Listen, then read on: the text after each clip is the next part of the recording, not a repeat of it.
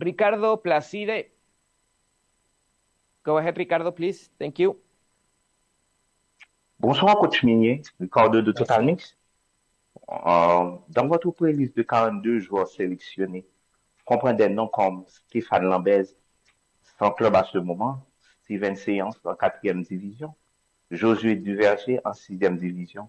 Pouvez-vous affirmer que ces décisions ont été prises de manière indépendante? Et aussi, récemment, Belgrade a publiquement exprimé sur les réseaux sociaux son souhait de représenter Haïti.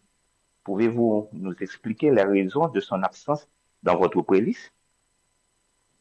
Oui, ce que je peux expliquer, c'est que depuis mon intronisation, j'ai une pleine latitude à sélectionner les joueurs ou pas que je souhaite. La fédération me laisse travailler dans le domaine technique. C'est un grand confort et je les en remercie pour ça. Concernant les joueurs que vous avez cités, tout simplement, aujourd'hui, contrairement à peut-être d'autres nations, comparé aux États-Unis par exemple, nous avons des difficultés. Nous n'avons pas tant de professionnels haïtiens que ça.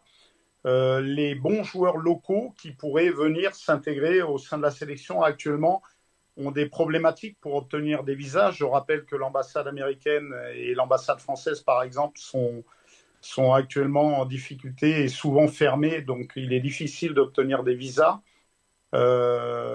Concernant Stéphane Lambès, c'est un signal fort que je lui envoie. C'est un garçon qui défend le maillot de l'équipe nationale depuis des années.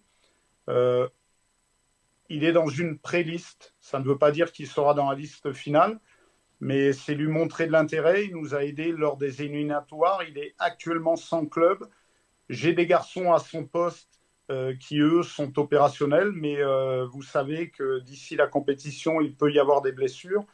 Et comment ferions-nous, sachant que je ne pourrais pas me retourner sur des joueurs locaux faute de visa. Donc c'est un signal fort que de lui envoyer. Je rappellerai que simplement l'histoire du foot n'est pas toujours la même d'un pays à l'autre. Il m'est arrivé avec le Togo de faire une CAN avec Adebayor, qui n'avait pas de club depuis 8 mois et qui a été notre meilleur élément durant cette compétition. Voilà. Concernant Bellegarde, aujourd'hui, c'est un garçon qui m'a dit qu'il était intéressé pour venir nous rejoindre à terme, puisque là, il souhaite se reposer et surtout bien préparer la prochaine saison dans son club en Première Ligue. Donc je pense que c'est un garçon qui va postuler